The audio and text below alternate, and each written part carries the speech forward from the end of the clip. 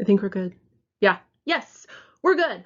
Welcome everyone to this free webinar, Coping in the Chaos. How is everyone doing today? Hey, do me a favor. Let me know you're here by commenting in the chat box. Send me your favorite emoji or let me know where you're from. Let's introduce ourselves a bit while everyone logs in. How does that sound?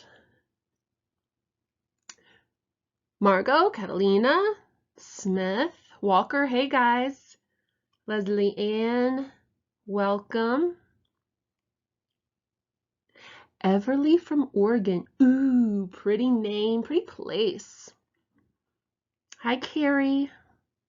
Hi, Tony. Macy from Virginia. Yeah, girl, born and raised right here. What part? Lily, Martha, Kelsey. Hey, ladies. So glad you all could be here.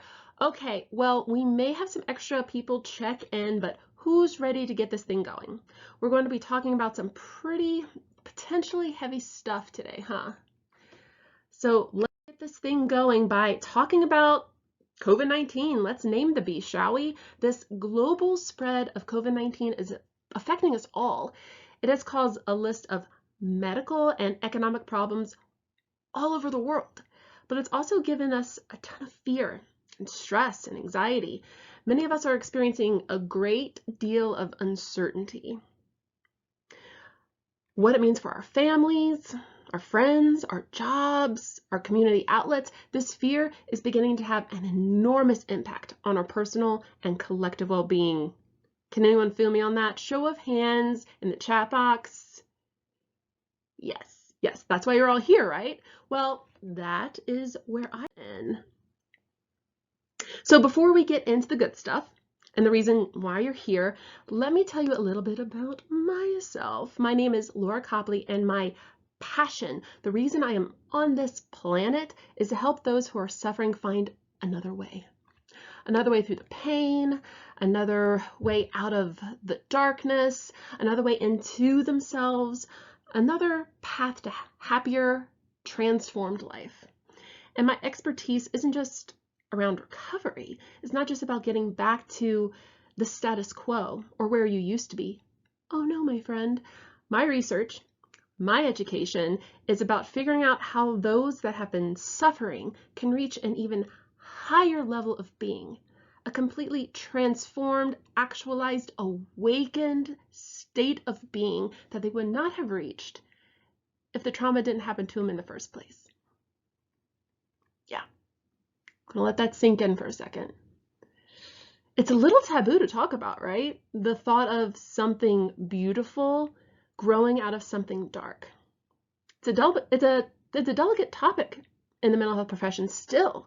It's a delicate topic to broach, but this is what I do.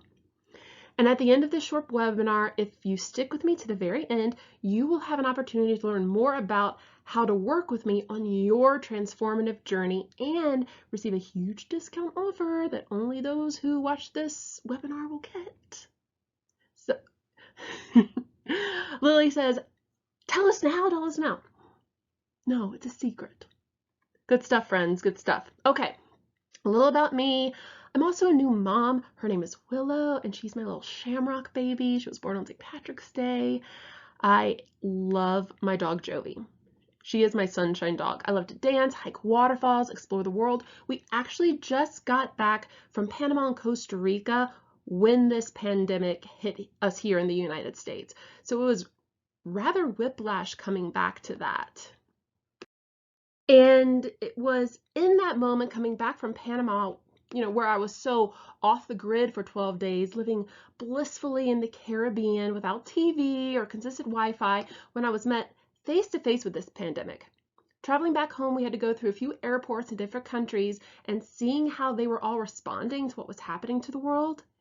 We went through countries that were reported to be shut down, and we didn't know if we were going to be held back from returning home. We didn't know if us as US citizens would be quarantined in other countries out of fear that we were carriers of the virus. We didn't know what was going to happen. We had to divide into these lines in El Salvador and get tested for symptoms Healthy individuals were able to move to one side. Masks were everywhere, everywhere. It was uncanny. It was scary. At that point, we just wanted to be home. We made it safely, clearly, and are healthy even 2 weeks later. But it was in that moment that I started to reflect on fear and what fear is, how fear serves us, how fear sabotages us, and how as a result of this pandemic, we are now living in a culture of fear. And so I want to know what I can do to help. So let's get started with understanding fear and the body. So show of hands for your most creative emoji, using your most creative emoji. Who has been impacted by this pandemic at some level of fear, uncertainty, stress, anxiety about what's going on in the world? Lots of hands. Okay. Charlotte. Hey, Charlotte, welcome. Charlotte is talking about being obsessed with what is going on in the world and a lot of dwelling and a lot of ruminating on what's going on. Yes, yes. Thanks for bringing that up. Also, welcome to the chat, by the way. Some people are scared of money. Yeah, Tony's saying I'm scared of my grandma being in the nursing home. Totally. We already are getting impacted this in so many different ways, a variety of ways. So let's dive in and how we can understand fear better and what we can do about it. How's that sound? Fear is a natural human response.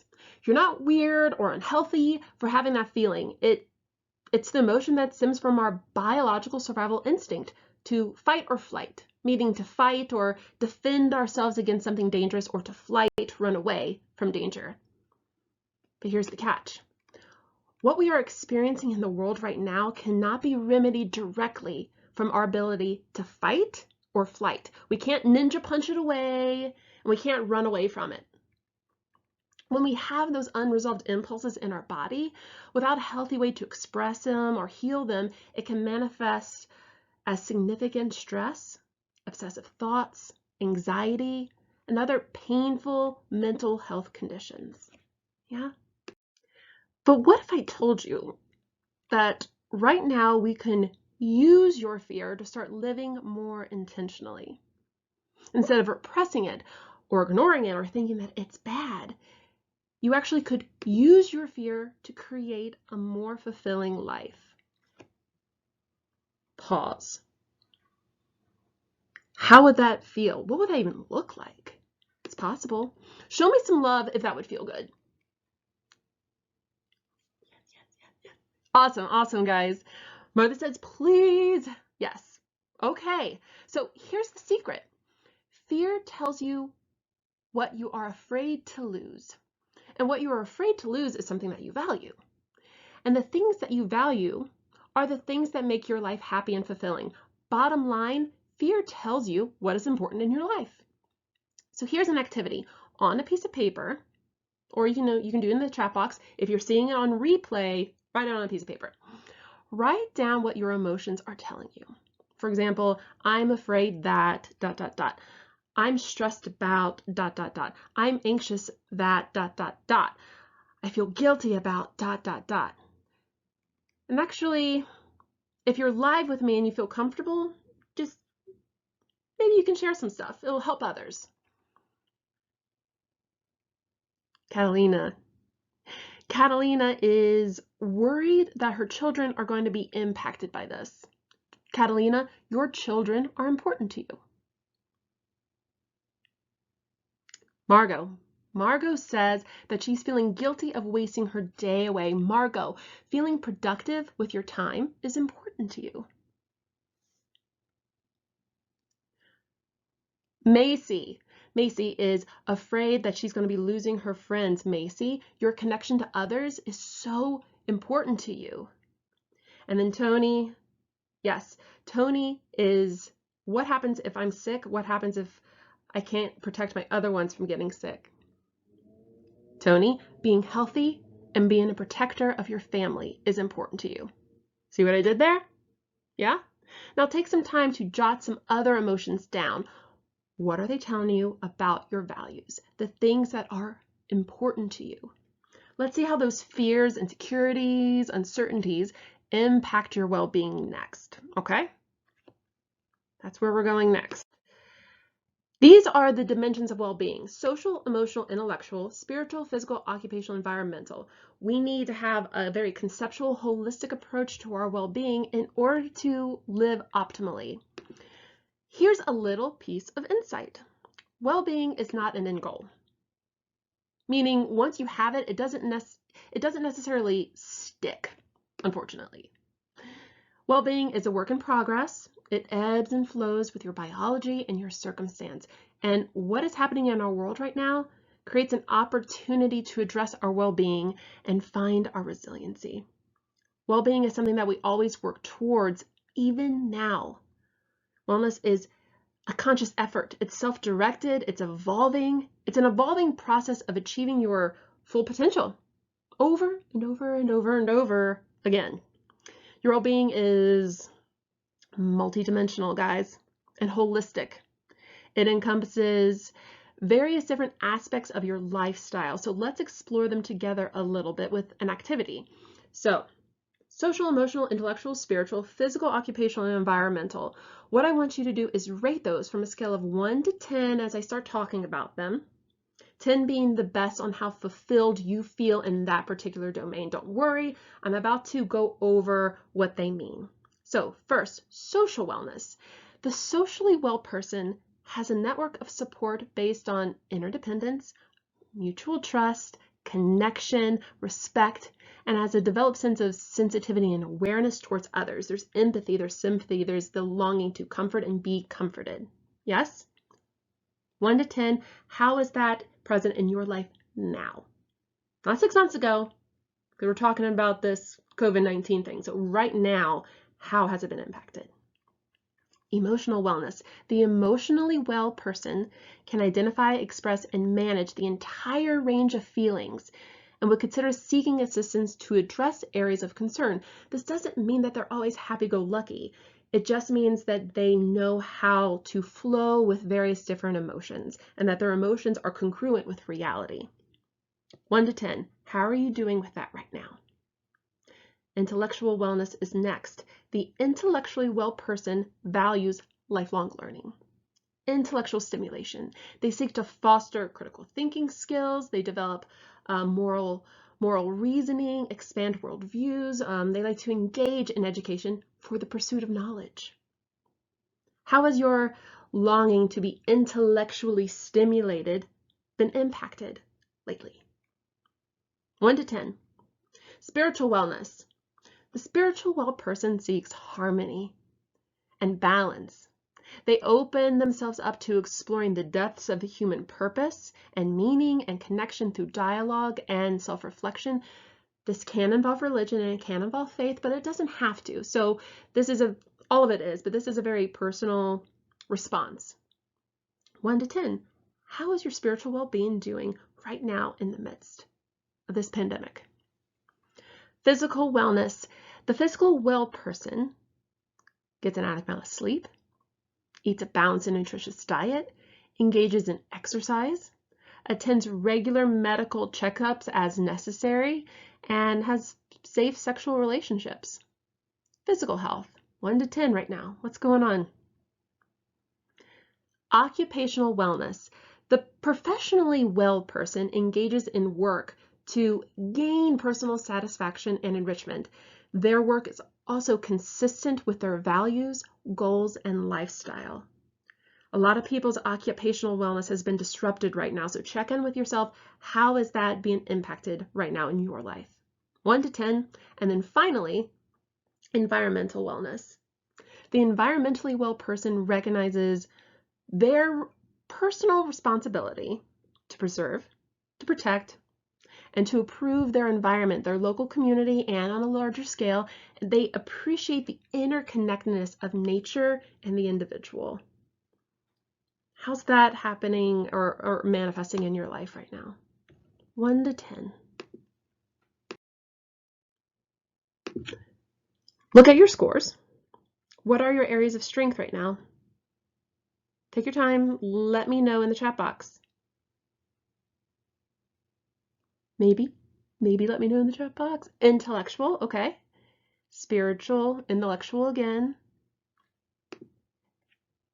Is this part of the activity hard right now, friends? Yeah, I get that. I got a couple people saying yes. Smith says it's hard to feel positive right now. Yeah, that makes sense to me. I totally understand that. Our reactions to what's going on around us is disrupting our very foundations of wellness. The things that we once had to practice self-care, gyms, meetups, cafes, school, work, they've been removed from our lives temporarily. So what do you need to do? Here is my anchors approach. This is my approach to make a holistic, multidimensional life. And anchors is an acronym. It stands for various different ways, evidence-based modalities that you can incorporate in your life to enhance your life during this time. All are applicable, and we're going to go through each one. They're all grounded in research, but we can apply every category to create a new routine that protects our mental health and emotional health during this time. Guys, we got to protect our emotional and mental health right now, because we need to be ready when it's time to resurface from this. And maybe, just maybe, you will learn new strategies that you love and you can maintain once things go back to normal. So who's ready to learn a new way to live a happy life? Macy, yes, absolutely. Go girl, Virginia. Kelsey says, absolutely. We're going to do this. Let's dive in. We're first going to start with affection and connection, A in anchors. We're starting with this one because our need for social distancing, while for the greater good right now, goes against our human nature, and it's impacting us. Human beings need to connect. We need to be touched. We need to be engaged with. We need to belong. And for the most part, we are being asked to lock ourselves away. This is causing loneliness, isolation, and discomfort. And if that persists for too long, it will impact our personal and collective wellness. It is vital to find other ways to connect during this time. So important, guys. Talking on the phone, video chatting, playing online games together, watching the same movie while FaceTiming, having family or roommate dinners if you live with other people, snuggling your dog. Yeah, you can connect with your dog. I connect with mine. She's my sunshine dog. As we are figuring out how to navigate this time of social distancing, it's important to also check in on others. Not just good for your own sense of connection, but other populations tend to be forgotten, like the elderly, the ones who live alone, introverts that don't easily reach out, and extroverts who aren't getting their energy tanks replenished, possibly the little children. What would work for your life as it relates to enhancing this social dimension, this affection and connection? And how can you incorporate these new ideas into your life? Okay, the next one is novelty and new experiences. Some of our favorite activities have been put on hold. And as a result, many of us don't know what to do with our time. New experiences help reawaken the mind. It increases that good feeling. It increases those feel-good chemicals in the body like dopamine and endorphins. It also helps us feel more inspired and creative, increasing self-esteem. And we could all use that sometimes, especially right now. Okay, little tech problem. Okay, there we go. When we submit to the reality that our favorite things have been removed without implementing new things, we tend to become less active, less creative. We tend to let our minds wander into that negative space, that negative dimension, that ick, which in turn makes us feel lower and lower. We must intentionally recognize the time and space we have to do things. We have some control over our lives still, people, so let's incorporate some novel ideas. When we can pick up a new hobby, like hiking, photography, yoga, learning a new language, Picking up, that guitar that is stashed away that you bought 5 years ago, you never actually taught yourself how to play, Laura. It can re-inspire us and bring meaning back into our life. Other ideas, learning a new recipe, taking an online course. The point is, you have to intentionally bring in these new ideas and turn them into habits. Keyword, people, intentionality, deliberateness. It's not just going to naturally flow. We have to do it on purpose for a time in order to make it a habit. Little technical problems here, but we're back. Okay, sorry about the glitches, guys. But the next part of the anchors approach is C, creativity and self-expression. And studies suggest that creativity can be very valuable in treating issues like depression, anxiety, PTSD, and even certain phobias. Why? Because self-expression is a way to release your thoughts and emotions without words, to process complex feelings and find relief. The world right now has a lot of emotion, so why don't we learn new, healthier ways to self-express? If you are feeling overwhelmed or pressured by the hectic world we live in, there might be an artistic outlet out there to help us refocus, to self-express, to process, and to soothe. Creating art will give you a chance to slow down and explore issues that you might be having. Next slide, please. Thank you. You're going so slow. Oh, there it goes. You do not have to be the next Van Gogh or Rembrandt to engage in creativity. You don't have to be perfect at this. It doesn't have to be a masterpiece because it's not about perfection. It's about expression. There are lots of different outlets that you can start incorporating into your life. So does anyone have any ideas to incorporate some creativity in your life? Maybe you're already doing it, or it's something that you would like to start doing. Tony plays the guitar. Sweet.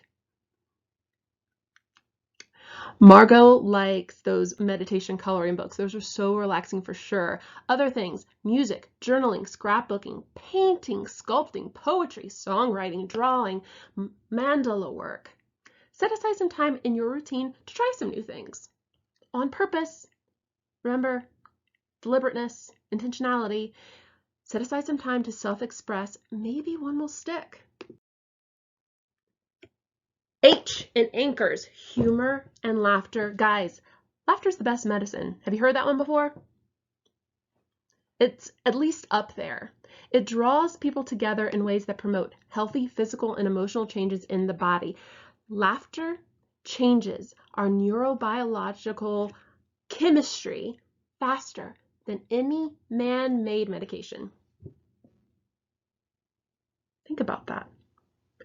Laughter changes our chemistry faster than any pill. Wow! Let's do that on purpose. Let's actually carve out some time in our daily life specifically for something lighthearted. Why not? Laughter strengthens your immune system too. It boosts mood, it diminishes pain, it protects us from the damaging effects of stress. Humor lightens burdens, it inspires hope, it connects you to others, and it keeps you grounded, keeps you anchored, right? Focused, alert. It helps you release anger, and it helps you forgive sooner. It's good stuff. It's not easy to laugh during times like this though, right? The world is suffering. But the truth is we can be both compassionate for the world and still delight in the things that we have in our life. We are allowed to be both. We must be both, right? We must be able to hold both of these things in order to survive this thing. We have to have compassion for what other people are going through, and we have to protect others. But at the same time, there are still some beautiful things in this world that we have to intentionally focus on and laugh about. It helps enhance your relationships in the home and also supports those physical and emotional components of health. It hits so many different components of the dimensions of wellness that I already talked about, guys. So set aside some time to do this on purpose. So when the time comes that we can get back to a sense of normalcy, you will be ready. You will have taken care of yourself by laughing. Laughing keeps you healthy. How are you finding laughter, lightheartedness in your life right now? Or if you have any ideas. Martha watches stand-up comedy. Yes! I love Anthony Jeselnik. I think he is super hilarious. My brother and I actually went to one of his shows not that long ago. You could also play games, watch comedies, look up jokes, tickle your children, flirt with your partners. Set aside some time specifically dedicated to being lighthearted. The next component of the anchors approach is outside time and nature. What you are seeing, hearing, and experiencing at any moment is changing not only your mood, but how your body is working. The stress of an unpleasant environment can cause you to feel anxious or sad or hopeless. So if we are surrounding ourselves with negativity, it will impact our blood pressure, our heart rate, muscle tension. It also suppresses our immune system. A pleasing environment, on the other hand, reverses that. Your favorite cafes, nail salons, restaurants, and gym might be closed right now, but guess what isn't? Nature. That's right, guys. Nature is not closed. Being in nature reduces anger, it reduces fear, and it reduces stress. It increases pleasant feelings. Exposure to nature not only makes you feel better emotionally, it contributes to your physical well-being as well. So a simple shift and adding some outside time to your daily routine directly influences your physical dimension of wellness and your emotional dimension of wellness. Actually, also, we'll throw in the spiritual dimension in there too, because it is about that connection and that peace with nature, that sense of oneness too. How can you incorporate more outside time in your life? Let me know in the chats, guys. What are you planning to do to incorporate more outside time? You can do this and be socially distancing at the same time. Hiking with your dog, Margot. Yes. Anyone else? Lily is going to work in her garden. Lily, I'm about to start a garden too. That's awesome. Totally, guys. Good job. Guys, this could be as simple also as walking around your block or plopping a chair in your driveway and basking in the sun, riding a bike, fishing, picnics, all of which can be incorporated into social distancing. You just got to set aside the time to do it. Relaxation and self-care, the R of our anchors. You cannot give what you don't have. You cannot give what you don't have. Had to let that one sink in there for a second. And that is why taking time to recover from a hard day, to pamper yourself after a stressful experience, and to restore your body after an energy loss is vital. So important. And many individuals may feel that they have more downtime now than before due to the COVID-19 health precautions. And maybe they would initially say that they are relaxing too much. Okay, well, not to poke at you a little bit, but sleeping until noon or spending time aimlessly going through and scrolling through social media or hours on your phone, binge watching Netflix hours and hours and hours is not relaxing. That's passive living, guys. That's passive living, and we're talking about intentional living. True relaxation and true self-care is deliberate, intentional, and conscious. What are some examples of self-care? Well, it depends on what you need. Where are you giving up too much of your time that could be used to replenish the mind, the body, the soul? Should you do better about how much screen time you have? Are there certain boundaries that you need to put in place to protect yourself and to protect your valuable time? Does your body feel stressed and need to be pampered with a bubble bath? That sounds nice. Yes, please. Do you want to detoxify your system and drink an organic smoothie every day? Is your mind thirsty for a pleasure read for once? What about some silent time to practice breathing techniques and meditation? It is vital, vital, vital, vital to carve out time for things like this throughout your day. Last but not least, certainly not least, especially right now, is sanctuary and home sweet home. We're spending a lot of time in our homes right now. Your home needs to be your sanctuary, your safe place. The one place that you can breathe and just like release it all, right?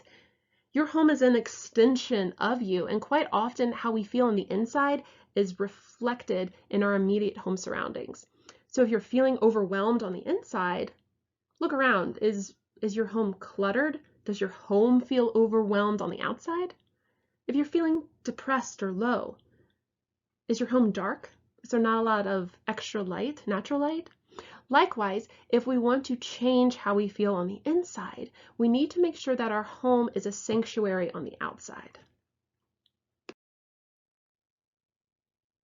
Researchers studying clutter have found that messy homes lead to decreased mental well-being. And among older adults specifically, messy homes lead to a significant decrease in life satisfaction. Wow. Additionally, a lack of natural light can kickstart a deep depression right here. If I don't have natural light, you don't want to be around me. I go to a negative place so easy if I don't have natural light. So look around right now, look at your settings. How much natural light do you have right now in your home? And do you feel like it impacts your mental health? I know I'm super sensitive to that. Again, your home and the things that are in it are an extension of you. They are a part of you. Do you feel your home represents who you are? If the answer is no, let's change it. We got some time, right? Playing with natural lighting. Here's some tips. Play with your natural lighting. Rearrange furniture so there is more of an openness, an open flow. Go through the clutter and minimize. Maybe donate what you don't need to the Goodwill. Bring some plants into the home. They help purify the air, and living things make the home feel more, well, alive. Yeah? Play with colors. People are psychologically connected with certain colors, so listen to your gut reactions on that one. And start to display sentimental items around the house. Make this space your sanctuary. Glitches. Hey, I'm back. You need to write it down, guys. When we are anxious or depressed or feeling guilty or ruminating on negative things, it is challenging to think rationally. It's hard to put ourselves and our well-being first when we're in a fear-based state of mind. In fact, fear-based thinking and rational thinking are two different parts of the brain. So we need to have something concrete that can remind us how to take care of ourselves until these new things become a habit. Break each part of the day down when you start to write down your routine. It could be by the hours. I break it down by early morning, late morning, early afternoon, late afternoon, early evening, late evening, and nighttime. That's just how I do it. But as you're doing that, then think of your anchors. How will they be represented throughout the day? Create yourself an outline, nothing too rigid, because we don't want this to trigger any sort of anxiety if you don't get it right.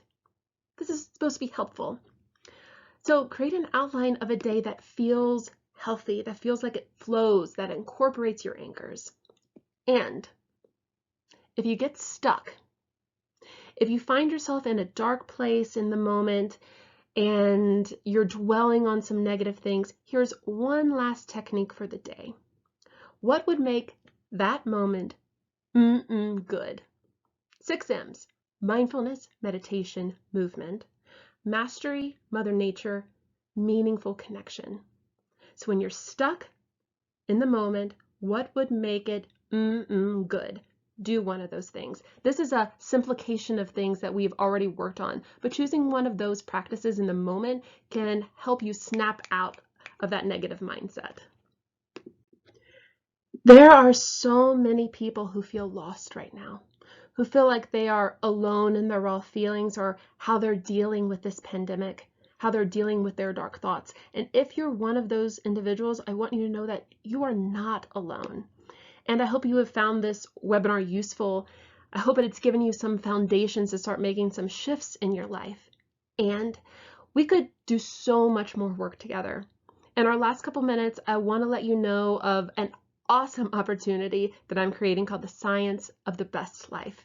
It's a 6-week course packed full of the best seriously, the best strategies and techniques that I have learned from my doctoral studies working on post-traumatic growth at Penn State, my studies on positive psychology through UC Berkeley's Greater Good Science Center, and my certification training on the science of well-being through Yale.